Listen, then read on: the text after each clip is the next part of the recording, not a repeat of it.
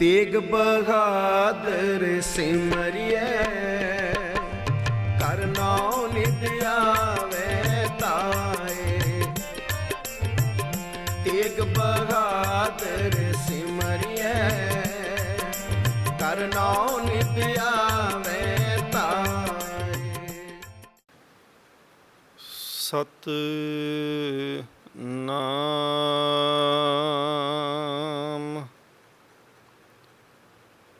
तन वाहे गुरु जी।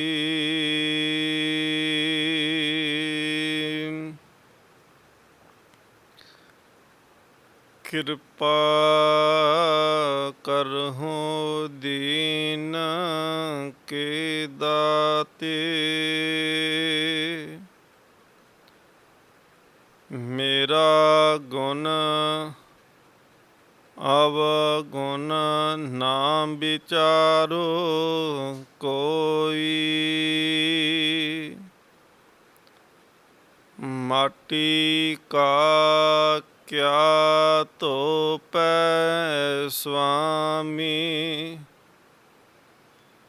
मानस की गत एही। जो हमारी विद होती मेरा सतगुरा।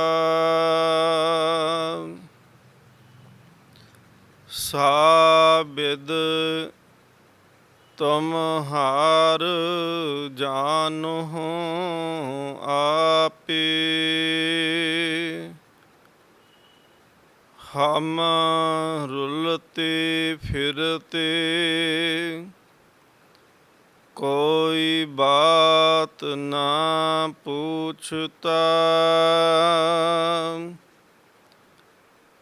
गुर सतगुर संग किरे हम थापे। धन धन गुरु नानक जिन केरा। जित मिलिया चूकै सब सोग संतापे।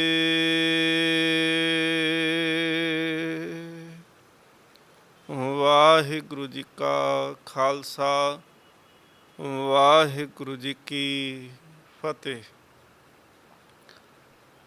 परम सन्मानयोग जुगो जुग अटल तख्त चौर छत्र दे मालिक सतगुरु श्री गुरु ग्रंथ साहिब महाराज पातशाह जी की पावन पवित्र हजूरी अंदर देश विदेश सिख चैनल के माध्यम राही नौवें गुरुदेव पातशाह धन गुरु तेग बहादुर महाराज पातशाह जी के पावन जीवन की विचार आप जी सरवण कर रहे हो। पिछे आपां जिक्र करके आए हाँ कि सतगुरु महाराज पातशाह जी नूं बाबा बुढ़ा साहिब जी, भाई गुरदास जी, भाई जेठा जी तो शस्त्र अते धार्मिक विद्या जिहड़ी सी वो प्राप्त करवाई गई। 4 साल की उम्र दे विच सतगुरु महाराज पातशाह जी ने अपने तन दे उत्ते पहनिया होया कीमती चोला जिहड़ा सी किसी गरीब लोड़वंद नूं देख के वो दान कर दिता।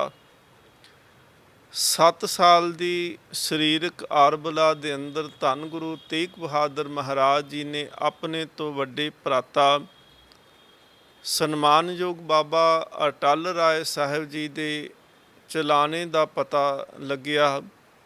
गुरु पिता धन गुरु हरगोबिंद सच्चे पातशाह महाराज जी नूं अडोल तकिया है।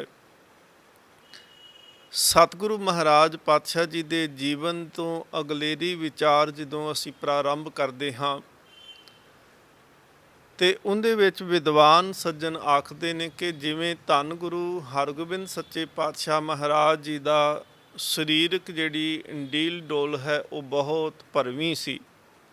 ਸਤਿਗੁਰ ਮਹਾਰਾਜ ਜੀ ਦਾ ਭਰਵਾਂ ਕੱਦ ਕਾਠ ਔਰ ਬਹੁਤ ਬਲਸ਼ਾਲੀ ਸਰੀਰ ਜਪਨਾ ਜਦੋਂ ਸੰਗਤ ਧੰਨ ਗੁਰੂ ਤੇਗ ਬਹਾਦਰ ਮਹਾਰਾਜ ਪਾਤਸ਼ਾਹ ਜੀ ਨੂੰ ਦੇਖਦੀ ਸੀ ਤੇ ਉਹ ਕਹਿੰਦੇ ਸੀ ਕਿ ਸਮ ਪਿਤਾ ਕੇ ਦੀਰਗ ਡੀਲੰਗ, ਕਿ ਗੁਰੂ ਤੇਗ ਬਹਾਦਰ ਮਹਾਰਾਜ ਵੀ ਆਪਣੇ ਪਿਤਾ ਦੇ ਵਾਂਗ ਜਿਹੜੇ ਹਨ ਬਹੁਤ ਸੁੰਦਰ ਕੱਦ ਕਾਠ, ਬਹੁਤ ਸੋਹਣਾ, ਤੇ ਮੂਰਤ ਜਿਹੜੀ ਸੀ ਸਤਿਗੁਰ ਮਹਾਰਾਜ ਜੀ ਦੀ ਉਹ ਬਹੁਤ ਮਨ ਨੂੰ ਮੋਹ ਲੈਣ ਵਾਲੀ ਹੈ। ਮੁੱਖ ਮੰਡਲ ਚੰਦ ਸੋਸ਼ੀਲੰਗ, ਕਿ ਗੁਰੂ ਪਿਤਾ ਮਹਾਰਾਜ ਧੰਨ ਗੁਰੂ ਤੇਗ ਬਹਾਦਰ ਜੀ ਆਪਣੇ ਪਿਤਾ ਮਹਾਰਾਜ ਗੁਰੂ ਹਰਗੋਬਿੰਦ ਸਾਹਿਬ ਮਹਾਰਾਜ ਜੀ ਦੇ ਵਾਂਗ ਬਹੁਤ ਸੋਹਣੇ ਸੁੰਦਰ ਤੇ ਸਰੂਪ ਵਾਲੇ ਹਨ। ਸਤਿਗੁਰ ਮਹਾਰਾਜ ਜੀ ਦੇ ਜੀਵਨ ਦੇ ਵਿੱਚੋਂ ਇੱਕ ਸਾਖੀ ਮਿਲਦੀ ਹੈ ਕਿ ਮਹਾਰਾਜ ਜਿਵੇਂ ਬਾਣੀ ਦੇ ਵਿੱਚ ਵੀ ਬਚਨ ਕਹੇ ਕਿ ਪਹਿਲੇ ਮਨ ਪ੍ਰਬੋਧੇ ਆਪਣਾ ਪਾਛੇ ਅਵਰ ਰਜਾਵੇ, ਕਿ ਸਭ ਤੋਂ ਪਹਿਲਾਂ ਆਪਣੇ ਮਨ ਨੂੰ ਜਿਹੜਾ ਹੈ ਕਿਸੇ ਕਾਰਜ ਵਾਸਤੇ ਸਹਿਮਤ ਕਰ ਲਓ, ਤੇ ਜਦੋਂ ਸਾਡਾ ਆਪਣਾ ਮਨ ਉਸ ਕਾਰਜ ਦੇ ਵਾਸਤੇ ਸਹਿਮਤ ਹੋ ਜਾਵੇਗਾ ਤੇ ਉਸ ਤੋਂ ਬਾਅਦ ਵਿੱਚ ਕਿਸੇ ਦੂਸਰੇ ਨੂੰ ਉਪਦੇਸ਼ ਕਰੋਗੇ ਤੇ ਉਹਦੇ ਮਨ ਦੇ ਉੱਤੇ ਕੁਦਰਤੀ ਜਿਹੜਾ ਹੈ ਇਸ ਗੱਲ ਦਾ ਅਸਰ ਜ਼ਰੂਰ ਹੋਵੇਗਾ। ਸਤਿਗੁਰ ਮਹਾਰਾਜ ਪਾਤਸ਼ਾਹ ਜੀ ਪਾਵਨ ਬਾਣੀ ਦੇ ਵਿੱਚ ਕਿਰਪਾ ਕਰਦੇ ਹਨ ਕਿ ਅਵਰੇ ਕੋ ਉਪਦੇਸ਼ ਤੇ ਮੁਖ ਮੈਂ ਪਰ ਹੈ ਰੇਤ, ਰਾਸ ਬਿਰਾਨੀ ਰਾਖ ਤੇ ਖਾਇਆ ਕਰ ਕਾ ਖੇਤ। ਮਹਾਰਾਜ ਜੀ ਦੀ ਬਾਣੀ ਕਹਿੰਦੀ ਹੈ ਕਿ ਦੂਸਰਿਆਂ ਨੂੰ ਉਪਦੇਸ਼ ਕਰਨਾ ਪਰ ਉਸ ਦੇ ਉੱਤੇ ਆਪ ਨਾ ਚੱਲਣਾ। ਅਵਰ ਉਪਦੇਸੇ ਆਪ ਨਾ ਕਰੇ, ਆਵਤ ਜਾਵਤ ਜਨਮੇ ਮਰੇ। ਇਹ ਬਿਲਕੁਲ ਸਤਿਗੁਰ ਮਹਾਰਾਜ ਜੀ ਨੇ ਇੱਕ ਸਾਖੀ ਚੋਂ ਅਸੀਂ ਦਰਸ਼ਨ ਕਰਾਂਗੇ ਕਿ ਧੰਨ ਗੁਰੂ ਤੇਗ ਬਹਾਦਰ ਮਹਾਰਾਜ ਪਾਤਸ਼ਾਹ ਜੀ ਦੇ ਕੋਲ ਅਜੇ ਬਚਪਨ ਹੈ ਤੇ ਬਚਪਨ ਦੇ ਵਿੱਚ ਇੱਕ ਬਜ਼ੁਰਗ ਮਾਂ ਜਿਹੜੀ ਸੀ ਆਪਣੇ ਪੋਤਰੇ ਨੂੰ ਉਂਗਲ ਫੜ ਕੇ ਉਹਨੂੰ ਸਤਿਗੁਰ ਮਹਾਰਾਜ ਗੁਰੂ ਕਾ ਸਪੁੱਤਰ ਜਾਣ ਕੇ ਕੋਲ ਲੈ ਕੇ ਆਈ ਹੈ। ਮਹਾਰਾਜ ਜੀ ਦੇ ਸਪੁੱਤਰ ਧੰਨ ਗੁਰੂ ਤੇਗ ਬਹਾਦਰ ਜੀ ਨੂੰ ਬੇਨਤੀ ਕੀਤੀ ਕਿ ਆਪ ਗੁਰੂ ਕੇ ਸਾਹਿਬਜ਼ਾਦੇ ਹੋ, ਜਿਵੇਂ ਗੁਰੂ ਸਤਿਗੁਰੂ ਗੁਰੂ ਹਰਗੋਬਿੰਦ ਸਾਹਿਬ ਮਹਾਰਾਜ ਪਾਤਸ਼ਾਹ ਜੀ ਨੂੰ ਲੋਕ ਸਤਿਕਾਰ ਦੇ ਨਾਲ ਤੱਕਦੇ ਨੇ, ਉਹਨਾਂ ਦਾ ਉਪਦੇਸ਼ ਮੰਨਦੇ ਨੇ, ਉਹਨਾਂ ਦੇ ਕਹੇ 'ਤੇ ਚੱਲਦੇ ਨੇ, ਉਵੇਂ ਹੀ ਆਪ ਜੈਸੇ ਗੁਰੂ ਕੇ ਸਾਹਿਬਜ਼ਾਦੇ ਹੋ, ਆਪ ਜੀ ਦੇ ਹੁਕਮ ਜਾਂ ਆਪ ਜੀ ਦੇ ਬਚਨਾਂ ਦੇ ਉੱਪਰ ਵੀ ਸੰਗਤ ਜਿਹੜੀ ਹੈ ਉਵੇਂ ਹੀ ਤੁਰਦੀ ਹੈ। ਬੇਨਤੀ ਕੀ ਕੀਤੀ, ਕਹਿਣ ਲੱਗੇ ਇਹ ਮੇਰਾ ਜਿਹੜਾ ਪੋਤਰਾ ਹੈ ਨਾ ਇਹ ਗੁੜ ਬੜਾ ਖਾਂਦਾ ਹੈ, ਆਪ ਜੀ ਇਹਨੂੰ ਕਹੋ ਕਿ ਗੁੜ ਨਾ ਖਾਇਆ ਕਰੇ। ਗੁਰੂ ਤੇਗ ਬਹਾਦਰ ਮਹਾਰਾਜ ਬਚਪਨ ਵਿੱਚ ਉਸ ਫਿਰ ਮਾਈ ਨੂੰ ਵਾਪਸ ਮੋੜ ਦਿੱਤਾ। ਕਹਿਣ ਲੱਗੇ ਮਾਤਾ ਕੁਝ ਦਿਨਾਂ ਬਾਅਦ ਆਇਓ। ਦੂਸਰੀ ਵਾਰੀ ਉਹ ਮਾਤਾ ਫਿਰ ਗਈ ਤੇ ਫਿਰ ਮੋੜ ਦਿੱਤਾ। ਤੀਸਰੀ ਵਾਰੀ ਜਦੋਂ ਮਾਤਾ ਫਿਰ ਉਸ ਬਾਲਕ ਆਪਣੇ ਪੋਤਰੇ ਨੂੰ ਲੈ ਕਰਕੇ ਆਈ ਤੇ ਸਤਿਗੁਰੂ ਮਹਾਰਾਜ ਜੀ ਨੇ ਉਸ ਬਾਲਕ ਨੂੰ ਕਿਹਾ, ਕਹਿਣ ਲੱਗੇ ਕਿਉਂਕਿ ਹਮ ਉਮਰ ਦਾ ਸੀ, ਕਹਿਣ ਲੱਗੇ ਮਿੱਤਰਾ ਗੁੜ ਨਹੀਂ ਖਾਈਦਾ, ਗੁੜ ਨਾ ਖਾਇਆ ਕਰ। ਤੇ ਉਸ ਬਜ਼ੁਰਗ ਮਾਈ ਨੇ ਕਿਹਾ ਕਿ ਗੁਰੂ ਕੇ ਸਾਹਿਬਜ਼ਾਦੇ ਤੇਗ ਬਹਾਦਰ ਜੀ ਇਹ ਗੱਲ ਤੁਸੀਂ 7 ਦਿਨ ਪਹਿਲਾਂ ਵੀ ਤਾਂ ਕਹਿ ਸਕਦੇ ਸੀ ਨਾ, ਇੱਕ ਹਫ਼ਤੇ ਬਾਅਦ ਇਹ ਗੱਲ ਆਖੀ, ਜੇ ਉਸ ਦਿਨ ਕਹਿ ਦਿੰਦੇ। ਗੁਰੂ ਤੇਗ ਬਹਾਦਰ ਮਹਾਰਾਜ ਜੀ ਨੇ ਉਸ ਵੇਲੇ ਕਿਹਾ ਸੀ, ਕਹਿਣ ਲੱਗੇ ਮਾਤਾ ਉਸ ਦਿਨ ਮੈਂ ਕਹਿ ਲੈਂਦਾ ਪਰ ਮੇਰਾ ਮਨ ਨਹੀਂ ਸੀ ਇਸ ਗੱਲ ਨੂੰ ਮੰਨਣਾ, ਕਿਉਂਕਿ ਪਹਿਲਾਂ ਗੁੜ ਜਿਹੜਾ ਹੈ ਮੈਂ ਵੀ ਖਾ ਲੈਂਦਾ ਸੀ, ਹੁਣ ਮੈਂ ਗੁੜ ਪਹਿਲੋਂ ਹਫ਼ਤੇ ਤੱਕ ਆਪ ਛੱਡਣਾ ਕੀਤਾ, ਹੁਣ ਮੈਂ ਗੁੜ ਛੱਡ ਦਿੱਤਾ। ਹੁਣ ਮੇਰਾ ਪਹਿਲੋਂ ਮਨ ਮੰਨ ਗਿਆ ਕਿ ਜਿਹੜਾ ਕੰਮ ਦੂਸਰੇ ਨੂੰ ਕਹਿਣਾ ਪਹਿਲੋਂ ਆਪ ਉਸ ਨੂੰ ਕਰਕੇ ਦੇਖੋ। ਗੁਰੂ ਤੇਗ ਬਹਾਦਰ ਮਹਾਰਾਜ ਜੀ ਨੇ ਉਸ ਵੇਲੇ ਕਿਹਾ ਸੀ, ਕਹਿਣ ਲੱਗੇ ਕਿ ਮੈਂ ਆਪ ਗੁੜ ਖਾਣਾ ਛੱਡ ਦਿੱਤਾ, ਹੁਣ ਇਸ ਕਰਕੇ ਜਿਹੜਾ ਹੈ ਮੈਂ ਇਹਨੂੰ ਉਪਦੇਸ਼ ਕਰ ਸਕਦਾ ਹੈ। ਤੇ ਬਾਣੀ ਦੇ ਅਸੀਂ ਬਚਨ ਪੜ੍ਹੇ ਕਿ ਸਤਿਗੁਰੂ ਮਹਾਰਾਜ ਕਹਿੰਦੇ ਨੇ ਕਿ ਪਹਿਲੋਂ ਆਪਣਾ ਮਨ ਜਿਹੜਾ ਹੈ ਉਹਨੂੰ ਮਨਾ ਲੈਣਾ ਹੈ, ਫਿਰ ਦੂਸਰੇ ਨੂੰ ਉਪਦੇਸ਼ ਕਰਨਾ। ਸਤਿਗੁਰੂ ਸੱਚੇ ਪਾਤਸ਼ਾਹ ਮਹਾਰਾਜ ਧੰਨ ਗੁਰੂ ਹਰਗੋਬਿੰਦ ਸੱਚੇ ਪਾਤਸ਼ਾਹ ਮਹਾਰਾਜ ਜਿਹੜੇ ਸਨ, ਉਹਨਾਂ ਦੀ ਸਰਕਾਰ ਦੇ ਨਾਲ ਜਿਸ ਵੇਲੇ ਠਣਕਦੀ ਹੈ, ਸਰਕਾਰ ਨੇ ਵਿਰੋਧ ਕਰਨਾ ਕੀਤਾ। ਇਤਿਹਾਸ ਕਹਿੰਦਾ ਹੈ ਕਿ ਸਤਿਗੁਰ ਮਹਾਰਾਜ ਜੀ ਦੀ ਪਹਿਲੀ ਜੰਗ ਜਿਹੜੀ ਹੈ ਉਹ ਬਾਜ ਦੀ ਜੰਗ ਸੀ। ਅੰਮ੍ਰਿਤਸਰ ਦੀ ਧਰਤੀ ਦੇ ਉੱਤੇ 15 ਮਈ ਸਨ 1628 ਨੂੰ ਇਹ ਜੰਗ ਕੀਤੀ ਗਈ। ਸਤਿਗੁਰੂ ਗੁਰੂ ਤੇਗ ਬਹਾਦਰ ਮਹਾਰਾਜ ਜੀ ਦੀ ਉਸ ਵੇਲੇ ਸਰੀਰਕ ਉਮਰ ਜਿਹੜੀ ਹੈ ਉਹ 7 ਸਾਲ ਦੀ ਹੈ। ਇਤਿਹਾਸ ਦੇ ਵਿੱਚ ਜ਼ਿਕਰ ਆਉਂਦਾ ਹੈ ਕਿ ਸਤਿਗੁਰ ਮਹਾਰਾਜ ਪਾਤਸ਼ਾਹ ਜੀ ਸਿੱਖ ਜਿਹੜੇ ਸਨ ਉਹ ਬਾਹਰ ਸ਼ਿਕਾਰ ਖੇਡਣ ਵਾਸਤੇ ਗਏ। ਸਤਿਗੁਰੂ ਮਹਾਰਾਜ ਪਾਤਸ਼ਾਹ ਜੀ ਦੇ ਸਿੱਖਾਂ ਨੇ ਉਸ ਵੇਲੇ ਜਿਹੜਾ ਹਕੂਮਤ ਦਾ ਬਾਜ ਸੀ, ਆਪਣਾ ਬਾਜ ਉਡਾ ਕੇ ਉਹਨੂੰ ਥੱਲੇ ਡਿੱਗਿਆ, ਉਹਨੂੰ ਫੜ ਲਿਆ। ਜਦੋਂ ਉਹਨਾਂ ਨੇ ਜ਼ੋਰ ਜ਼ਬਰਦਸਤੀ ਆ ਕੇ ਕਿਹਾ ਕਿ ਬਾਜ ਵਾਪਸ ਦਿਓ, ਤੁਸੀਂ ਸਾਨੂੰ ਜਾਣਦੇ ਨਹੀਂ, ਇਹ ਹਕੂਮਤ ਦਾ ਇਲਾਕਾ ਹੈ। ਕੁਝ ਦਬਕਾਉਣਾ ਚਾਹਿਆ, ਕੁਝ ਡਰਾਉਣਾ ਚਾਹਿਆ, ਪਰ ਸਤਿਗੁਰੂ ਮਹਾਰਾਜ ਜੀ ਗੁਰੂ ਹਰਗੋਬਿੰਦ ਸਾਹਿਬ ਮਹਾਰਾਜ ਨੇ ਸਿੱਖਾਂ ਦੇ ਅੰਦਰ ਇੰਨੀ ਜ਼ੁਰਤ ਤਾਕਤ ਭਰ ਦਿੱਤੀ ਸੀ। ਸਿੱਖਾਂ ਨੇ ਕਿਹਾ ਕਿ ਤੁਸੀਂ ਬਾਜ ਦੀ ਗੱਲ ਕਰਦੇ ਹੋ, ਅਸੀਂ ਤਾਂ ਹੁਣ ਤਾਜ ਵੀ ਤੁਹਾਡੇ ਕੋਲ ਲੈ ਲੈਣਾ ਹੈ। ਉੱਥੇ ਫਿਰ ਕੁਝ ਜਿਹੜੇ ਝੋਲੀ ਚੁੱਕ ਇਨਸਾਨ ਸੀ, ਉਹਨਾਂ ਨੇ ਸਰਕਾਰੇ ਦਰਬਾਰੇ ਚੁੱਕਿਆ। ਪਹਿਲੀ ਜੰਗ ਜਿਹੜੀ ਸੀ 15 ਮਈ 1628 ਨੂੰ ਅੰਮ੍ਰਿਤਸਰ ਦੀ ਧਰਤੀ ਤੇ ਹੋਈ।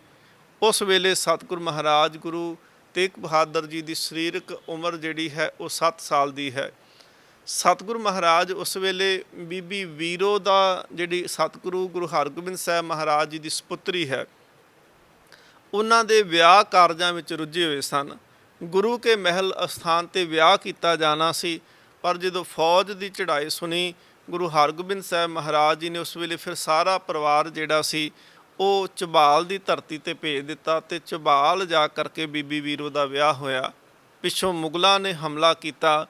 ਸਤਿਗੁਰੂ ਸੱਚੇ ਪਾਤਸ਼ਾਹ ਮਹਾਰਾਜ ਜੀ ਦੀ ਉਸ ਜੰਗ ਦੇ ਵਿੱਚ ਜਿੱਤ ਹੋਈ ਹੈ।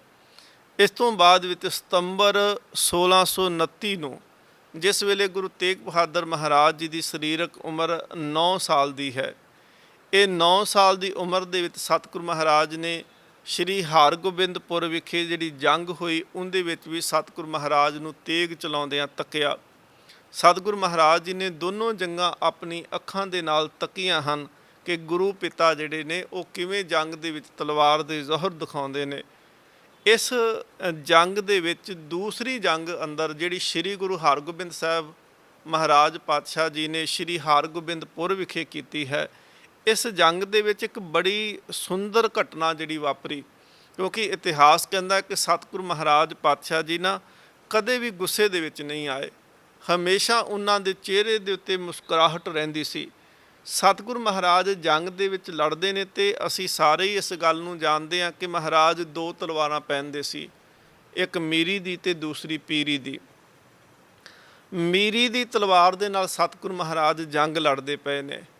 ਮੀਰੀ ਦੀ ਤਲਵਾਰ ਜਿਹੜੀ ਸੀ ਉਹ ਜੰਗ ਲੜਦਿਆਂ ਉਹ ਤਲਵਾਰ ਟੁੱਟ ਗਈ ਉੱਥੋਂ ਸ਼੍ਰੀ ਹਰਗੋਬਿੰਦਪੁਰ ਦੀ ਜੰਗ ਦੇ ਅੰਦਰ। ਸਤਿਗੁਰੂ ਮਹਾਰਾਜ ਪਾਤਸ਼ਾਹ ਦੂਸਰੀ ਤਲਵਾਰ ਪੀਰੀ ਦੀ ਵੀ ਪਹਿਨੀ ਹੋਈ ਏ, ਪਰ ਸਤਿਗੁਰੂ ਮਹਾਰਾਜ ਨੇ ਪੀਰੀ ਦੀ ਤਲਵਾਰ ਦੇ ਨਾਲ ਦੁਸ਼ਮਣ ਨੂੰ ਮਾਰਨਾ ਠੀਕ ਨਹੀਂ ਸਮਝਿਆ। ਮਹਾਰਾਜ ਪਾਤਸ਼ਾਹ ਜੀ ਨੇ ਉਸ ਵੇਲੇ ਜਿਹੜਾ ਦੁਸ਼ਮਣ ਚੜ ਕੇ ਆਇਆ ਅਬਦੁਲ ਖਾਨ, ਉਹਨੂੰ ਸਤਿਗੁਰੂ ਮਹਾਰਾਜ ਨੇ ਆਪਣੀਆਂ ਬਾਹਾਂ, ਆਪਣੀਆਂ ਭੁਜਾ ਦੀ ਤਾਕਤ ਦੇ ਨਾਲ ਪਟਕਾ ਕਰਕੇ ਮਾਰਿਆ ਤੇ ਉਹਦਾ ਮੌਤ ਹੋ ਗਈ। ਸਤਿਗੁਰੂ ਮਹਾਰਾਜ ਨੇ ਦੂਸਰੀ ਜੰਗ ਵੀ ਜਿੱਤੀ। ਮਹਾਰਾਜ ਨੇ ਜੰਗ ਦੇ ਵਿੱਚ ਮੀਰੀ ਦੀ ਤਲਵਾਰ ਤਾਂ ਵਰਤੀ ਹੈ, ਸਤਿਗੁਰੂ ਮਹਾਰਾਜ ਪਾਤਸ਼ਾਹ ਨੇ ਪੀਰੀ ਦੀ ਤਲਵਾਰ ਪਹਿਨੀ ਜ਼ਰੂਰ ਹੈ, ਪਰ ਮਹਾਰਾਜ ਉਹਨੂੰ ਜੰਗ ਦੇ ਵਿੱਚ ਨਹੀਂ ਵਰਤਦੇ। ਇਸੇ ਸਮੇਂ ਦੇ ਦੌਰਾਨ ਸਤਿਗੁਰੂ ਮਹਾਰਾਜ ਪਾਤਸ਼ਾਹ ਜੀ 1629 ਦੇ ਵਿੱਚ ਧੰਨ ਗੁਰੂ ਨਾਨਕ ਦੇਵ ਮਹਾਰਾਜ ਪਾਤਸ਼ਾਹ ਜੀ ਦੇ ਵੱਡੇ ਸਪੁੱਤਰ ਬਾਬਾ ਸ੍ਰੀ ਚੰਦ ਜੀ, ਉਹਨਾਂ ਦਾ ਅਕਾਲ ਚਲਾਣਾ ਹੋਇਆ।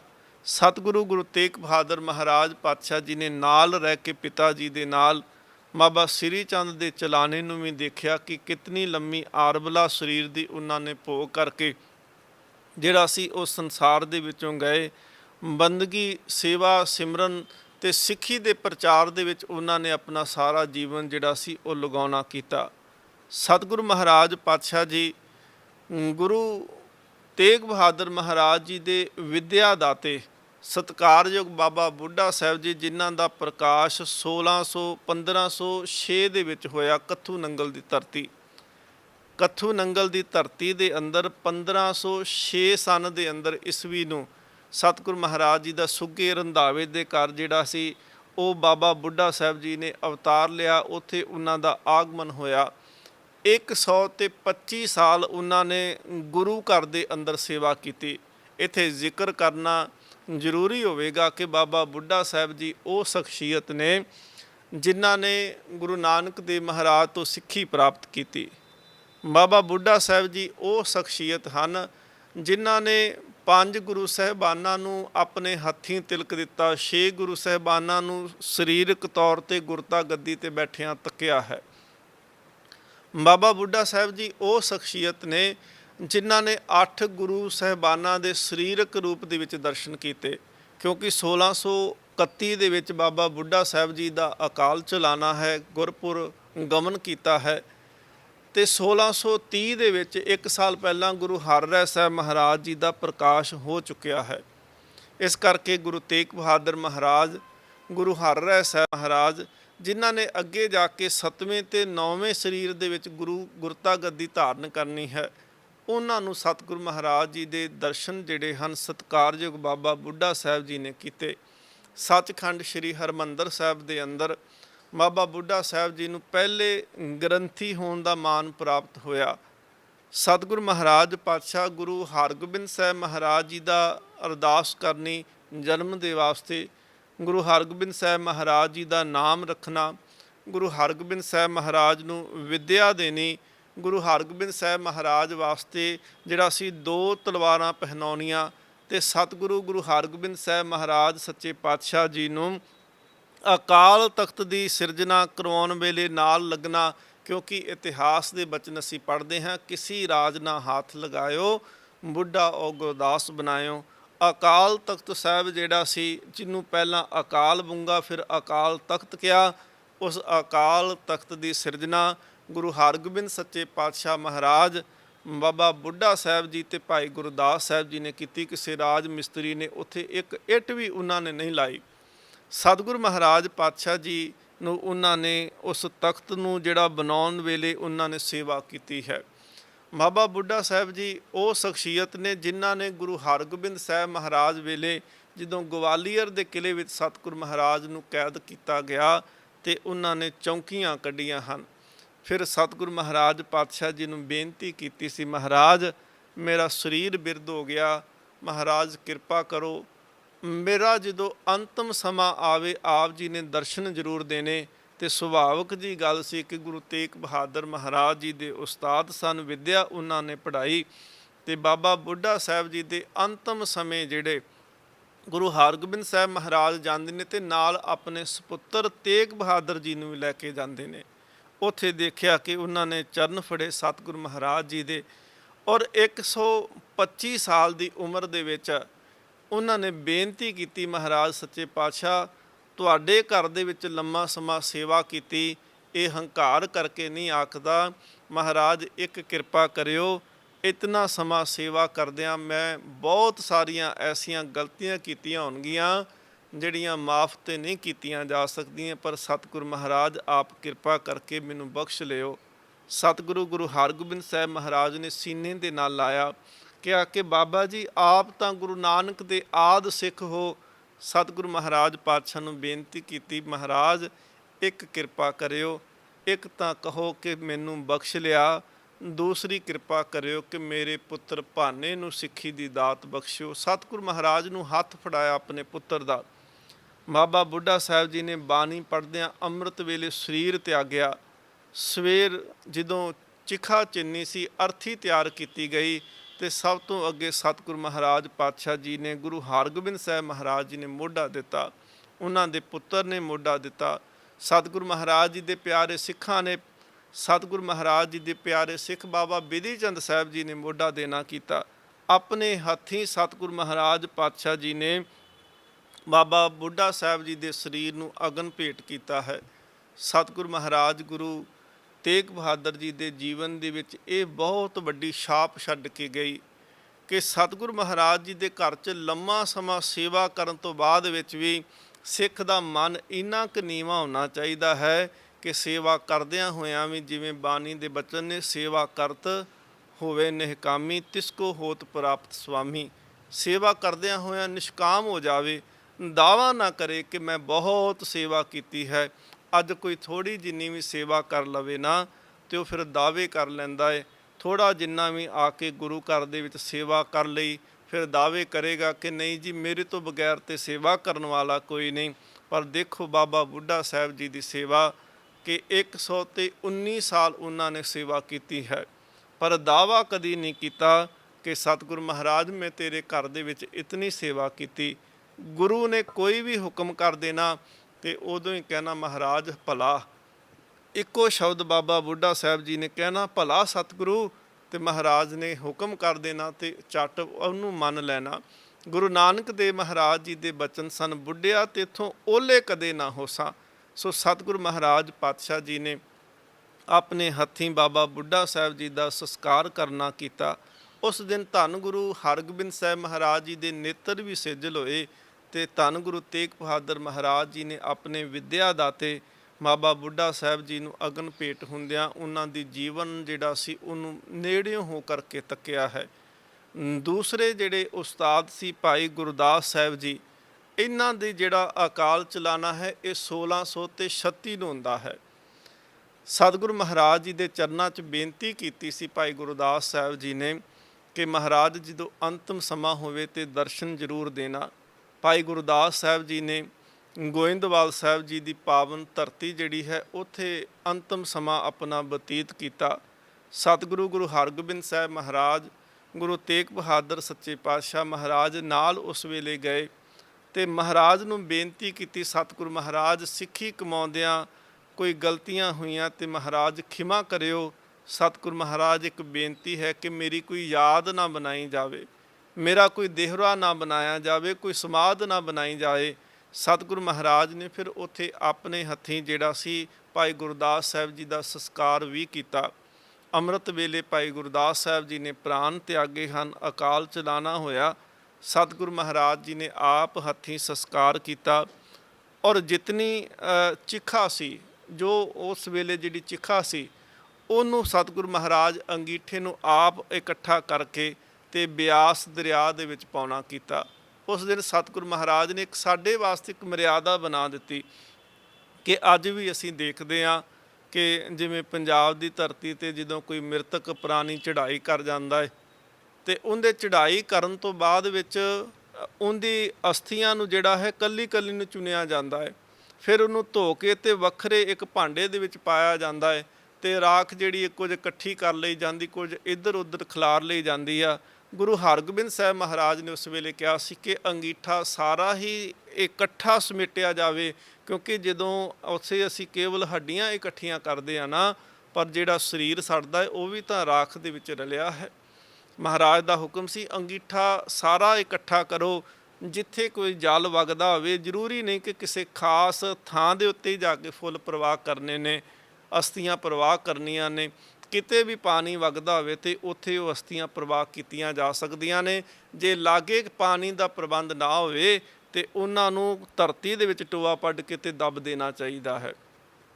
ਭਾਈ ਗੁਰਦਾਸ ਸਾਹਿਬ ਜੀ ਦੇ ਸਮੇਂ ਮਹਾਰਾਜ ਦੇ ਹੁਕਮ ਸੀ।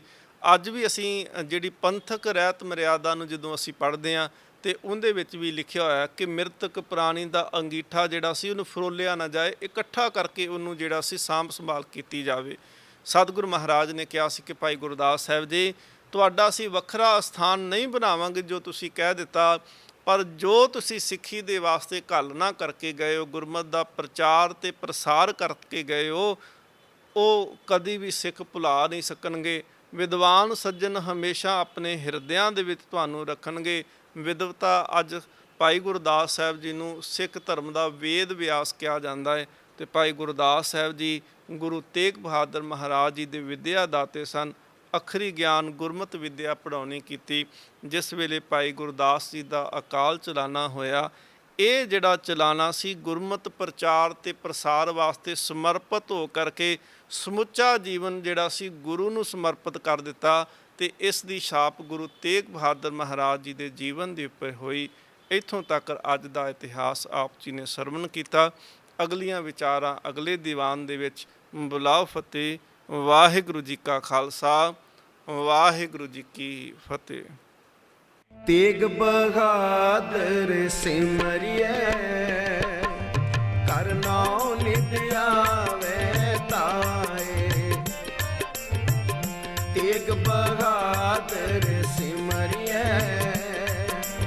ਹਰ ਨਾਉ ਨਿਤ ਆਵੇ